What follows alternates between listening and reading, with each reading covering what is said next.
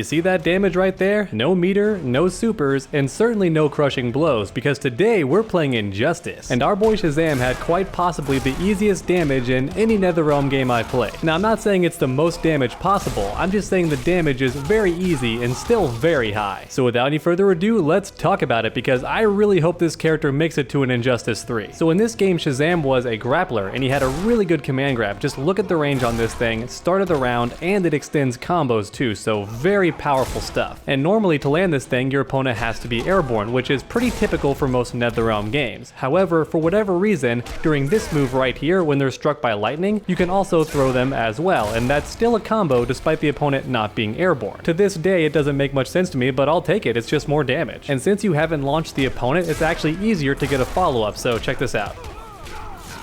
Alright, so that was 37% for 1 bar of meter, and that was a fast combo, right? It didn't even go on for very long. And in case you haven't played Injustice, there are plenty of combos that do this much damage, but they typically take a very long time to finish. But not Shazam though, he can do a lot of damage in a very short amount of time. Now to be fair, this mid is a bit slow, and also expecting it to land and then reacting and going for the command grab that quickly can be a bit difficult. So back in the day when I played, I actually did this combo instead.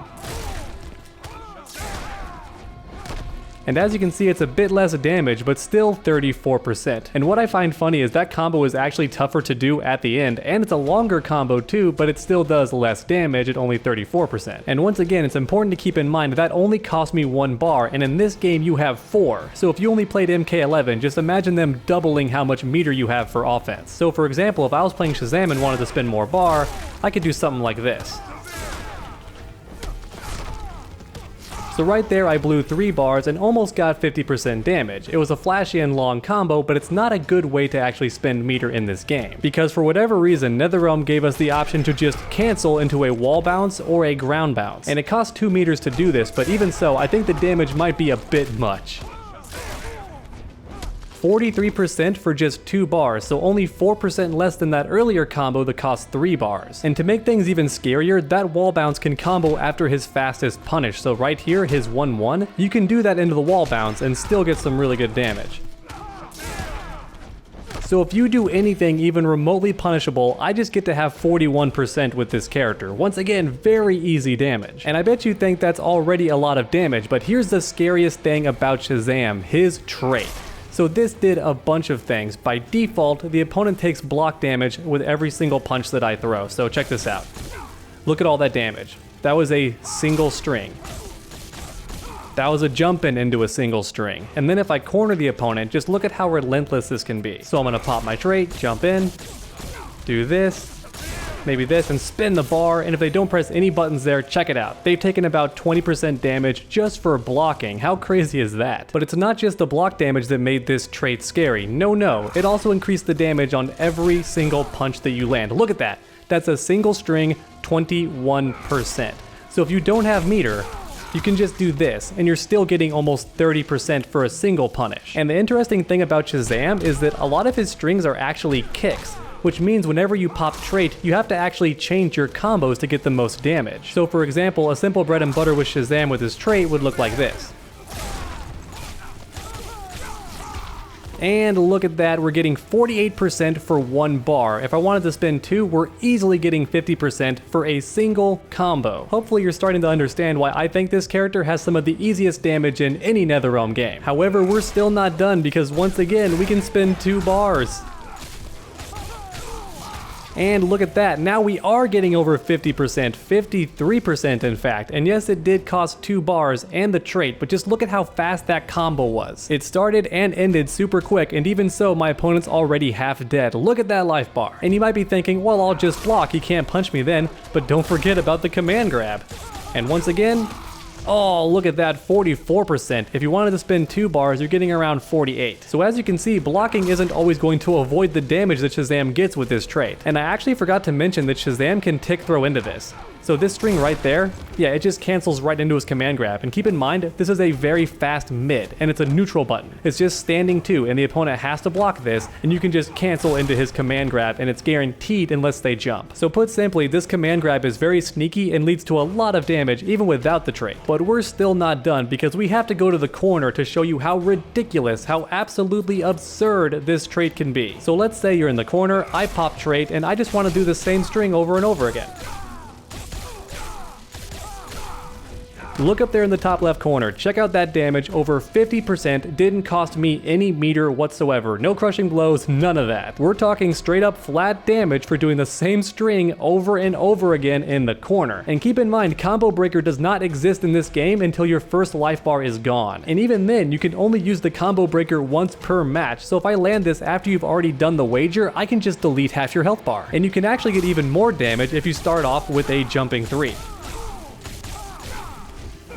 Oh my god, look at this, 55%. But now, just for fun, let's pretend you land the trait, you land that jumping 3, do the max damage combo, and then you end with a super. What does that damage look like? I'm excited, let's find out.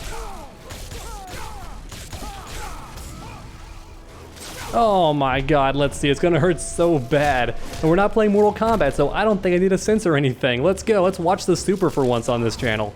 Boom!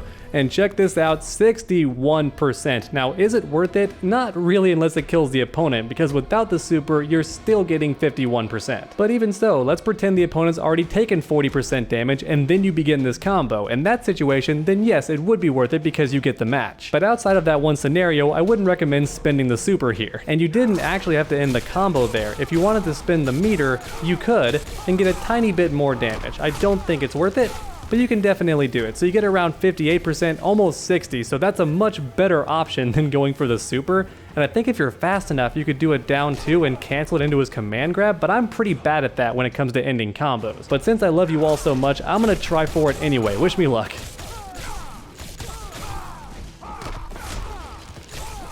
Oh, I did it on the first try. Let's go. Okay, 60%. Yes, it is definitely not worth it to do your super because you can get 60% for just 1 bar. In summary, Shazam is just a damage monster, and it's not even tough to get damage with him. The combos start and end very quickly, and before you know it, you've lost 40% health. And then if you do something even remotely unsafe, he's still getting some crazy damage on you. So check this out. Boom, 41%, just because you did something unsafe and he had 2 bars of meter, which I might add is not very tough to get in this game. You build meter fairly quickly. Not to mention we're playing Injustice, so you can do all sorts of creative stuff, like you can knock people off the wall and keep the combo going for even more damage. So if you factor in the environment, Shazam can get even more damage without spending very much meter. And then once this guy pops trait, you might as well just write your will, because he's gonna get so much damage so easily. And you might think, well, I'll just block it. Well, you can't, because he has a command grab, and if he lands that, he's still getting similar damage, if not more, because you want it to block. Honestly, the best way to avoid Shazam's trait is to just attack him mercilessly, but if you do that and mess up, he can actually whiff punish you or counter hit you and get a combo going that way. Because the guy's honestly not slow at all. He has the speed of Mercury. He's pretty fast. At the end of the day, Shazam might not do the most damage, and he might not have the flashiest combos, but in my honest opinion, he did have the easiest damage in any NetherRealm game. As long as you don't count crushing blows and things like that, because to me that's kind of cheating. When it comes to straight up flat damage from a basic combo, I don't think anyone beats Shazam. But that's about it for the video, everyone. Leave a like down below if you enjoyed, and today to end this video, we're gonna do something a bit special. I wanted to take this time to give a shout out to all of my lovely patrons, just to show you how much your support means to me, and hopefully I can do this every single Sunday from here on out. I'm not gonna lie though, some of your names are a bit difficult to read. First up, we have Nirchus. Thanks so much, buddy. I really do appreciate your support. And next up, we have Kenneth James. Are you the same Kenneth from college? I don't think so, but nevertheless, thank you for all your support. And next up, we have Fritz Vonum. I think Vonheim. I'm not quite sure how to say it. I'm sorry, it's my fault. It's me, not you. Your last name is lovely and unique, and you should love it. And then at number 4, we have Jeffrey Maxon. This guy's been donating for a while. Thank you very much, sir. And next up, we have Andrew Hunt. Thank you so much for your donation, buddy. And then Snoozy Apple with a very generous donation of $50. I actually trained this guy personally on how to play fighting games of his his choice. And next up we have Joe Antonetti. I love your name. That's a fun one to say. Not gonna lie, and thank you so much for your support. And then we have Blue River. Is that Nate Blue River, the famous fighting game player? Maybe not, but I love your name, Blue River. Thank you so much for helping me out. And we're coming towards the end here. We have Jun Adden. Thank you for your support. I really appreciate it. And then last but certainly not least, we have Psycho Emo Ninja 6. That is by far the most creative name on this list, but I don't think it's your birth name. But regardless, thank you so much for your support. And that is it for this week's shoutouts, everybody. If you want to support me on Patreon, the link is down below in the video description. Thank you so much for watching, and I hope you enjoyed. Make sure to come back next time, and as always, stay underdogs.